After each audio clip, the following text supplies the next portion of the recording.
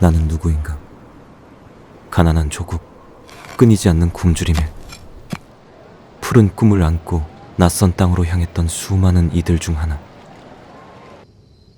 고향의 흙냄새, 가족의 따스한 온기, 정겨운 이웃들의 목소리를 뒤로 한 채 무지개 나라를 찾아 우리는 왜 그 험난한 여정을 택해야만 했을까?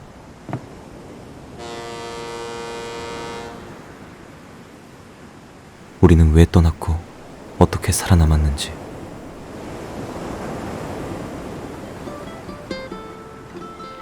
그리고 우리는 어떻게 이 땅에 뿌리내려 오늘에 이르렀는가? 우리의 이야기는 1902년 12월 22일 시작되었다.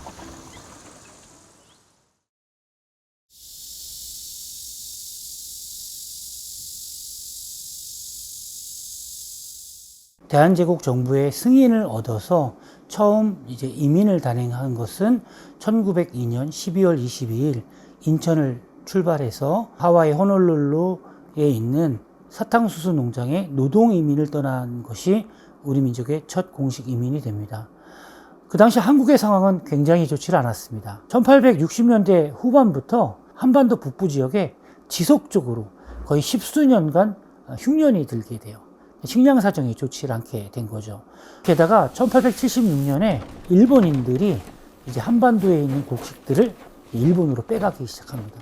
또 1882년에는 이모군란이 일어납니다. 그 2년 뒤에는 갑심정변이 일어나고, 그로부터 10년 뒤에는 중국과 일본이 아무런 관련이 없는 한반도에서 전쟁을 일으키게 됩니다. 즉 한반도가 정치, 사회, 경제적으로 너무 혼란스러웠던 거죠. 이 불모지 같은 현실에서 우리에게 이민이라는 기회가 주어졌습니다. 그 당시 대한제국은 이민자를 위한 행정을 해보질 못했잖아요. 그래서 제일 먼저 이민 행정을 위한 관청을 만들게 됩니다. 유민원이라고 하는 관청인데요.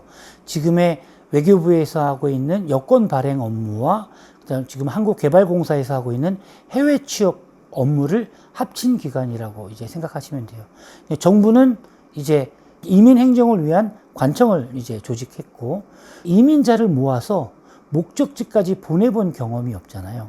그래서 인천에 살고 있던 미국인 사업가 대슐러라고 하는 사람에게 이민 송출 권한을 부여하게 돼요.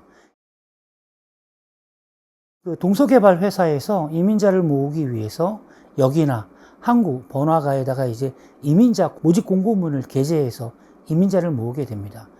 그래서 동서개발 회사를 차렸던 대슐러가 대슐러 은행을 만들어서 이들에게 경비를 다 대출을 해줍니다.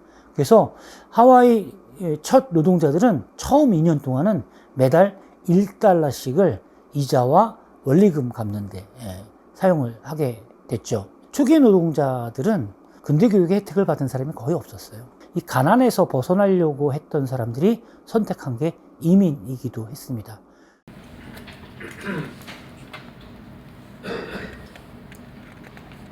내 이름은 고영훈이요. My name is Ko Young-hoon. Alright, thank you, Mr. Ko. 이 지표는 1904년에 하와이에 도착했던 고영유라고 하는 사람의 여권이에요. 49세이고 그 옆에 가족에 대한 사항이 기재되어 있지 않는 것으로 봐서 호랍이라는 것을 알 수 있습니다. 또 이 고영유가 여행을 하는 목적은 농사 농자로 적혀져 있어요. 즉 하와이 사탕수수 농장에 농업 이민을 간다라고 이제 이해를 하시면 될 것 같습니다. 여기엔 뭐라고 써 있냐면 고영유가 하와이로 가는데 국경을 넘거나 어려운 일을 겪게 되면 그 나라 관청에서 선함을 베풀어 달라고 적어 놓은 겁니다.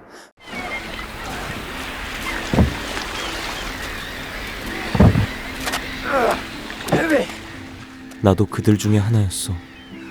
헤어나올 수 없는 가난에서 벗어나 새로운 삶을 살아갈 수 있다는 희망을 붙잡은 자. 다음 분 들어오시오. 모든 것이 낯설고 두려웠지만 어떤 것이든 지금보다는 나을 것이란 생각이 들었지. 다음 박영진 씨입니다. 대실러 은행에서 대출을 받아 처음으로 양장이란 것도 입어보니 이 기회의 땅으로 떠난다는 것이 더욱 실감이 났소. 평생 입던 한복과는 달리 이 양장이라는 것은 옷 한 벌 맞추기도 어렵더군. 내 옷 같지 않은 기분이었지만 그래도 새로운 출발의 마음은 설레었어. 딱 잘 맞는구만. 아주 잘 어울리오. 1902년 12월 22일 오전 8시에 이민 송출 회사인 동서개발회사에 121명의 이민자가 모이게 됩니다. 그래서 아주 간략한 이민에 대한 설명을 듣고 인천 해관, 지금의 세관에 가서 오전 10시까지 출국 수속을 마무리하게 됩니다.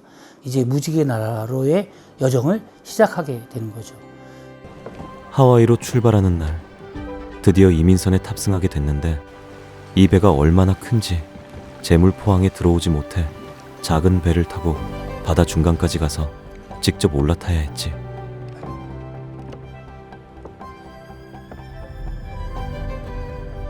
난생 처음 타보는 큰 배에 몸을 싣고 그렇게 목포와 부산을 거쳐 이틀 만에 나가사키항에 도착하고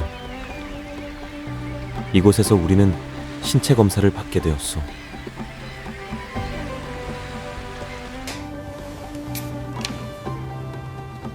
농사일에 적합하지 않거나 병이 있는 자들은 여기서 다시 고국으로 돌아가야 했지. 121명이 출발해 한 달 가까이 배를 타고 하와이에 발을 디딘 사람은 86명이었다.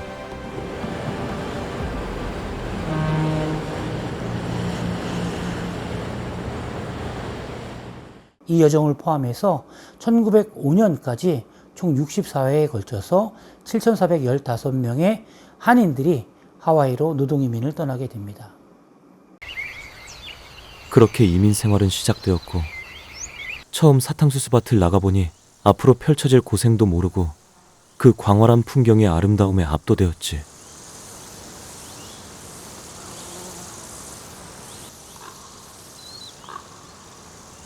Now, pay close attention to the base of the stalks. 난생 처음 들어보는 언어와 작물을 수확하려니 여간 막막한 게 아니었고 날카롭고 억센 사탕수수 잎이 마치 이곳에서의 생활이 만만치 않을 것이라고 알리는 듯했소.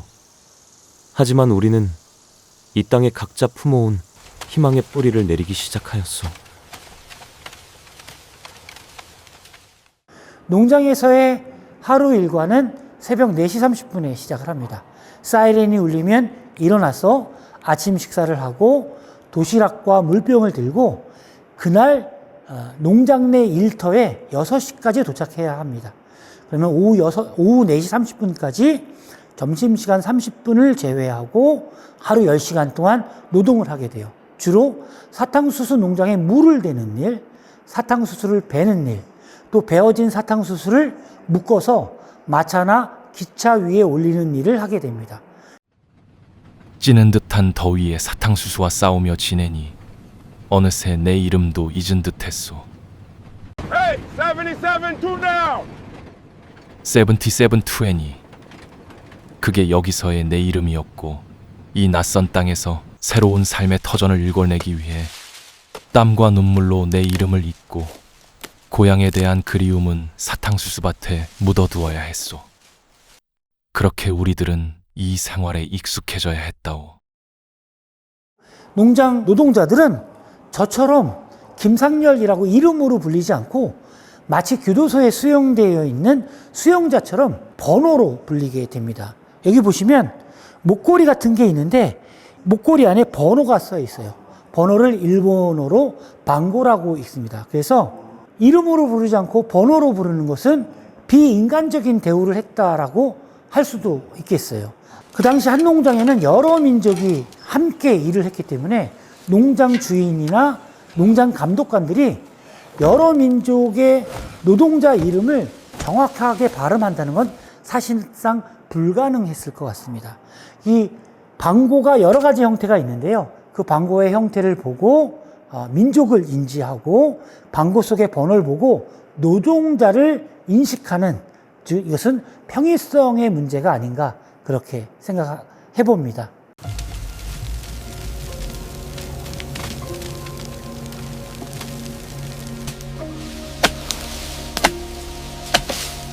몇 년을 묵묵히 사탕수수 밭에서 일하며 돈을 모았지만 고된 노동으로 지쳐가는 몸과 함께 채워지지 않는 공허함이 나를 채웠다오.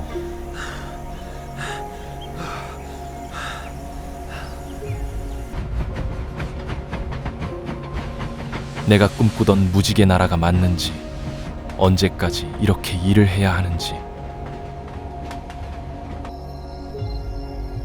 매일 밤 잠들기 전 누워있노라면 이 세상에 나 홀로 남겨진 것 같은 외로움에 저 풀벌레 소리에도 질투가 날 정도였지.